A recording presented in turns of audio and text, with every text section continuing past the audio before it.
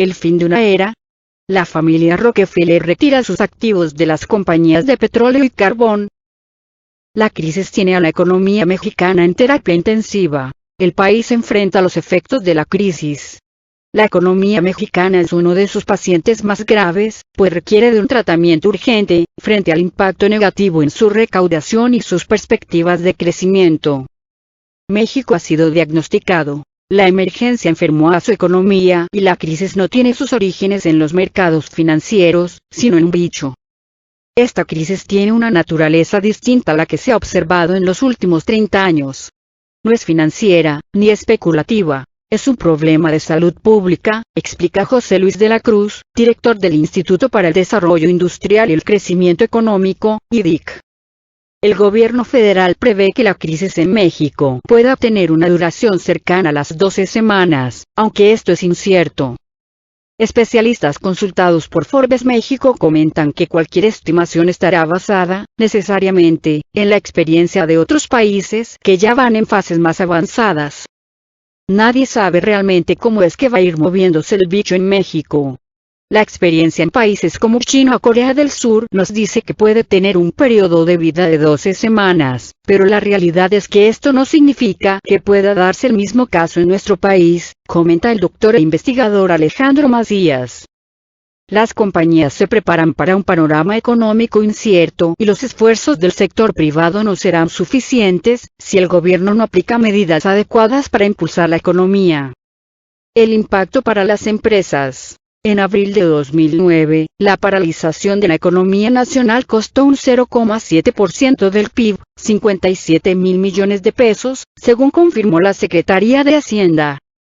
Ahora, el sector de consumo básico, que incluye Walmart, Soriana, Superama, Costco y Sam's, así como a las principales farmacias, es quien tiene mayor capacidad de mantener a flote su negocio, gracias a la venta en línea. El uso de tecnología será importante. La gran mayoría de los retailers ha invertido mucho, y esto ayuda a compensar la disminución de tráfico en las tiendas, señala Marisol Huerta, analista de consumo de B por Más. Así, las ventas fuertes, que se realizaron a mediados de marzo por las compras de pánico, pueden compensarse con las bajas de finales de ese mes y abril. Julián Fernández, analista de Bursamétrica, explica que la afectación mayor la sufrirán tiendas departamentales, como Liverpool o el Palacio de Hierro, y operadores de restaurantes, como Alsea o CMR.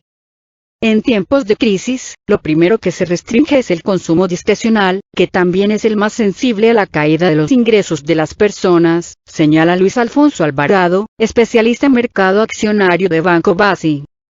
Impacto fiscal. Las previsiones de crecimiento para el final del año van, desde una caída de 1% en el escenario más optimista, hasta una de 7%. La profundidad del choque dependerá de qué tan grave sea la crisis de salud y la destrucción de empleos. El gobierno deberá activar herramientas contracíclicas en el terreno fiscal. Sin embargo, no hay mucho margen para aplicar medidas. Vemos que el escenario más certero se ubicará en una caída de entre 3 y 5%. Habrá que observar las políticas de salud ante la contingencia, pues eso genera confianza, advierte Gabriela Siller, directora de análisis de Banco Basi. Durante la anterior crisis, se perdieron 170,000 empleos, con una caída de poco más de 5% en el PIB. Esto implica un escenario de una probable pérdida de alrededor de 150,000 empleos para la presente crisis. Ante la destrucción del empleo, la política fiscal es la herramienta más efectiva. El impacto en recaudación se verá a partir de marzo y abril. El boquete fiscal estará en función de qué tanto dure la crisis, pues, si la contingencia se alarga más de 2 meses y los precios del petróleo se mantienen bajos durante el año, el gobierno puede experimentar serias dificultades financieras, advierte Héctor Villarreal, director del Centro de Investigación Económica y Presupuestaria, CIEP. De acuerdo con los cálculos del CIEP, por cada punto que caiga la economía en cuanto a crecimiento del PIB, la recaudación del ISR caerá un 1%, mientras que la del IVA podría caer entre 1,15 y 1,2%. Esto, siempre y cuando no se vea una caída profunda en niveles de 8 o 10%. Ahí, la correlación sería distinta, señala. ¿Cuál es la ruta a seguir en el plano fiscal? Una vez que el gobierno experimenta estrés en finanzas públicas, se activa un protocolo para obtener recursos. El primer paso es el agotamiento de los fondos de estabilización, seguido por un recorte de gasto, y el último mecanismo es recurrir al Congreso para ampliar la deuda. La última opción no resulta descabellada, pues, aunque el gobierno ha señalado la importancia de mantener los niveles de deuda, ser conservadores podría traducirse en un descalabro mayor. Tomar 1,2 de deuda adicional como porcentaje del PIB probablemente pondría nerviosas a las calificadoras de riesgo, pero las pondría más nerviosas ver una caída mayor en el PIB, dice Héctor Villarreal. Para Gabriela Siller, la clave estará en cómo se utilice esa deuda. Tendrían que enfocarse en salvar empleos en los sectores más vulnerables. También es posible destinar recursos a la inversión en infraestructura, lo que tiene efectos inmediatos en la economía, explica el analista. Héctor Villarreal coincide, y señala que sería favorable ver que los proyectos faraónicos, como el Tren Maya o el aeropuerto de Santa Lucía, se postergaran en pro de destinar recursos a infraestructura más sencilla. Tendríamos que ver una mayor reasignación de gasto a salud. El endeudamiento no es mal camino, pero hacerlo exigiría también una atención prioritaria a la reforma fiscal, añade el experto del CIED. Reactivar la industria. El empresariado espera que las autoridades atiendan su agenda, y proponen un pacto nacional de amplio alcance con estímulos a la producción en 2020, incluidos subsidios a las prestaciones laborales. En el caso particular del sector automotor, el IDIG llama a impulsar un programa de sustitución del parque vehicular, a la par de créditos para adquisición. Otras de las medidas consideran la depreciación acelerada de activos y la reducción del impuesto sobre la nómina ante los gobiernos estatales. En la misma tónica, Enoch Castellanos, presidente de la Cámara Nacional de la Industria de la Transformación, Canacintra, se suma al llamado para incentivar la compra de los productos hechos en México, especialmente por parte del gobierno. También se llama a atender las micro, pequeñas y medianas empresas, acelerando el pago a proveedores, mientras la Comisión Federal de Electricidad da a las pymes crédito de 90 días. El 98% de las empresas de México y más de 2/3 partes del empleo en el país provienen de empresas menores. Lo que sí es claro, agrega Alejandro Macías, es que, de ninguna manera, la crisis en México durará poco tiempo. Nadie debe esperar que esta situación dure 2 semanas. Su tiempo va a ser prolongado y vamos a tener que movernos pensando en esta circunstancia.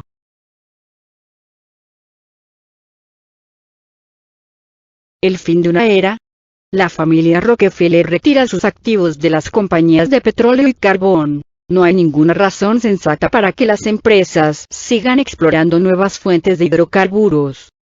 El fondo de la familia Rockefeller anunció este miércoles que retirará sus inversiones en combustibles fósiles tan rápido como sea posible, agregando que desinvertirá el capital que mantiene hasta ahora en la petrolera ExxonMobil Corp., argumentando que la compañía, asociada a la fortuna familiar, ha engañado al público sobre los riesgos del cambio climático.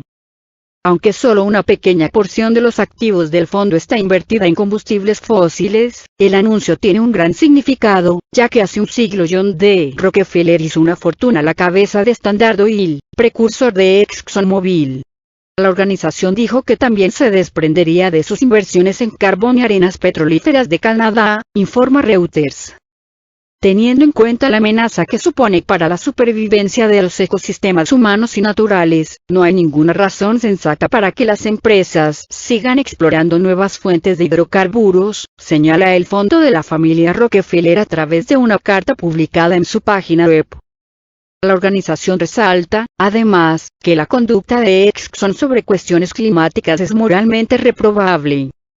En 2014, el Rockefeller Brothers Fund, otra fundación de la acaudalada familia que cuenta con $860 millones, anunció que se unía a otras 11 empresas que decidieron abandonar las inversiones en carbón y arenas bituminosas. Fitch predice una recesión de una profundidad sin precedentes por la crisis. Según el último informe de la agencia, el PIB mundial caerá un 3,9% en 2020. La agencia calificadora de riesgos Fitch pronosticó que la economía internacional se enfrentará a una recesión de una profundidad sin precedentes a causa de la crisis, según señala en su último informe, publicado este 22 de abril. Fitch Ratings espera ahora que el PIB mundial se contraerá en un 3,9% en 2020, una recesión de una profundidad sin precedentes en el periodo de posguerra, reza la publicación, añadiendo que esta será 2 veces más fuerte que durante la crisis mundial en 2009. En detalle, la agencia predijo que el PIB de la eurozona caerá un 7%, mientras que en Estados Unidos y Reino Unido se reduciría en un 5,6% y 6,3%, respectivamente. Las mayores revisiones a la baja son en la eurozona, donde las medidas para detener la propagación del bicho ya se han cobrado un alto precio en la actividad en el primer trimestre de 2020, señala en un comunicado. Ningún país o región ha evitado el impacto económico devastador de la crisis global, afirma el informe. Una recesión mucho más profunda que la Gran Recesión. Previamente, David Malpass, presidente del Banco Mundial, sostuvo la semana pasada que la crisis provocara una recesión mundial mucho más profunda que la crisis financiera de 2008 y que podría aniquilar el progreso reciente logrado por los países pobres. Nuestras estimaciones sugieren una recesión mundial mucho más profunda que la Gran Recesión, dada la disminución de la producción, la inversión, el empleo y el comercio, advirtió el jefe de la institución.